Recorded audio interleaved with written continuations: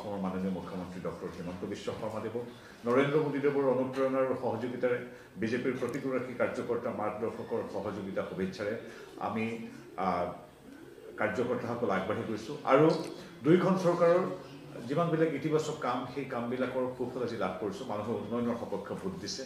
আমি দেখিছিলোঁ, আমি নিৰ্বাচনৰ সময়তো আমি কৈছিলোঁ কিদৰে কংগ্ৰেছ তথা বিৰোধীয়ে কেৱল ভোটৰ বাবে নিজৰ সমাজখনক আঁহ ফলাৰ দৰে ভাঙি থানবান কৰিব বিচাৰিছিল, সাম্প্ৰদায়িকতাৰ ৰাজনীতি কৰিব বিচাৰিছিল, কিন্তু অসমবাসী ৰাইজে তাক নৎসাত কৰিলে।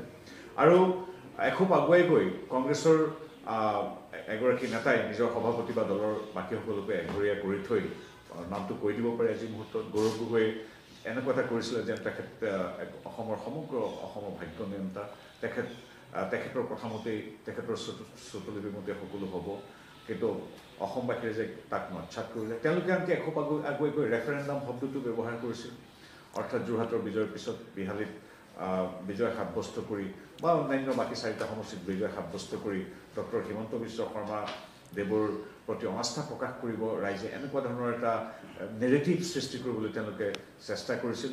কিন্তু আমি সদায় ইতিবাচক ৰাজনীতি কৰিছিলোঁ। আমি জানো, আমি বিশ্বাসী যে অসমবাসী ৰাইজে প্ৰতিটো নিৰ্বাচনত যিদৰে আমাৰ দলক, আমাৰ চৰকাৰক, আমাৰ ডক্টৰ হিমন্ত বিশ্ব শৰ্মাদেৱৰ নেতৃত্বক আশীৰ্বাদ দি আহিছে।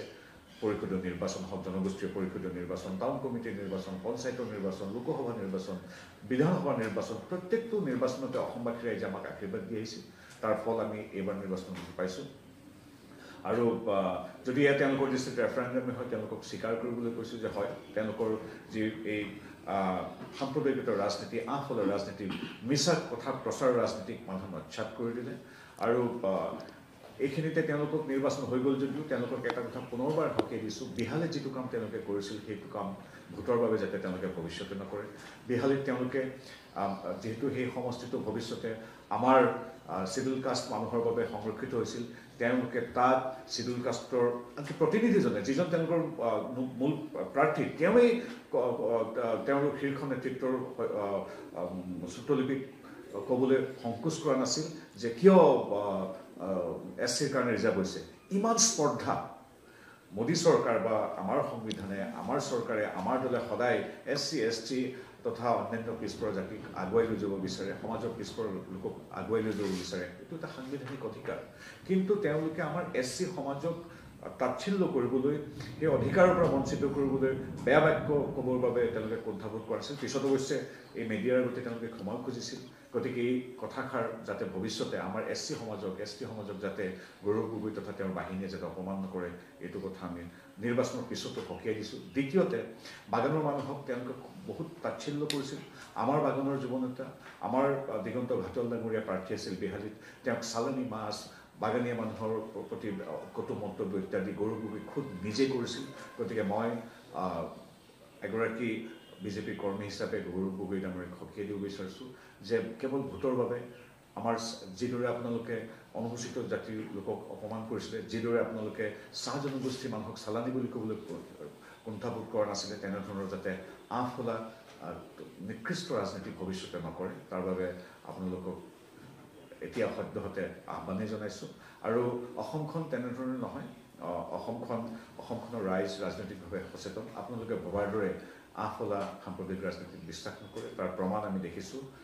বৰাক তথা ব্ৰহ্মপুত্ৰ উপত্যকা সকলো সমষ্টিতে ৰাইজে আমাক আশীৰ্বাদ দিছে। আটাইতকৈ গুৰুত্বপূৰ্ণ কথা হ'ল যে চিডলি সমষ্টিটোত মোৰ হাতত পৰা খবৰ মতে তেওঁলোকে 5% ভোটো লাভ কৰা নাই কংগ্ৰেছ দলে। গতিকে কংগ্ৰেছৰ অৱস্থা আজি এইটো, তেখেতসকলক পুনৰ ৰাজনীতিত হৰাজিকা থাকে, কিন্তু তেওঁলোকৰ যিটো অহংকাৰ, তেওঁলোকে যিটো মানুহৰ ৰাইজৰ চিন্তাৰ ঊৰ্ধত বুলি নিজকে ভাবে, তাৰ প্ৰতিফলন আজি ৰাইজে দিছে। গতিকে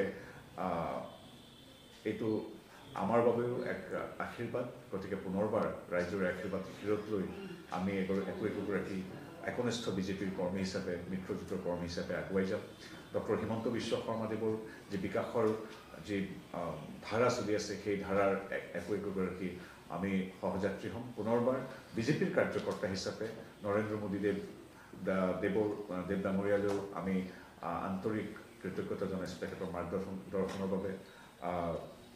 মহাৰাষ্ট্ৰত বিপুল জয় আৰু অসমৰ এই জয় আমি উদযাপন কৰিছোঁ আৰু ডক্টৰ হিমন্ত বিশ্ব শৰ্মাদেৱক এগৰাকী বিজেপিৰ কাৰ্যকৰ্তা হিচাপে অসমৰ এগৰাকী নাগৰিক হিচাপে ধন্যবাদ জনাইছোঁ জাতিটোক ৰাজ্যখনক আৰ্থ সামাজিক সাংস্কৃতিক ভাষিক সকলো ক্ষেত্ৰতে হাতে হাত ধৰি সমন্বয় শান্তি আৰু ঐক্যৰে আগুৱাই নিয়াত তেখেত সফল হৈছে তাৰ প্ৰমাণ এই নিৰ্বাচন ৰাইজে তেখেতৰ প্ৰতি আস্থা প্ৰকাশ কৰিছে আমি কৃতজ্ঞ আৰু কৃতাৰ্থ লগতে পুনৰবাৰ কৈছোঁ ৰাজনীতি কেৱল ভোট পাবৰ বাবেই আমাৰ সমাজখনত যাতে ধান-বান নকৰে গৌৰৱ গগৈ ক'ব বিচাৰিছোঁ চাহ জনগোষ্ঠী বা অনুসূচিত জাতি নহয় অন্যান্য জনগোষ্ঠীকো যাতে তেওঁ অপমান নকৰে অলপ অধ্যয়ন কৰক অসমৰ এই বৰ অসমৰ বা আমাৰ অসমৰ প্ৰতিটো জাতি জনগোষ্ঠীৰ সাতাম পুৰুষীয়া ঐক্য কি ধন্যবাদ আমাৰ এইখিনি আজি ক'বলগীয়া সামগ্ৰী সম্পৰ্কে কি ক'ব সামগ্ৰী এতিয়ালৈকে 10টা আমাৰ কেইবাটাও ৰাউণ্ড হৈ গ'ল 10,000 ভোটৰ এই মুহূৰ্তত মই সংবাদ মাধ্যমৰ সন্মুখত কথা পতালৈকে সামগ্ৰীত আমি জিকাটো প্ৰায়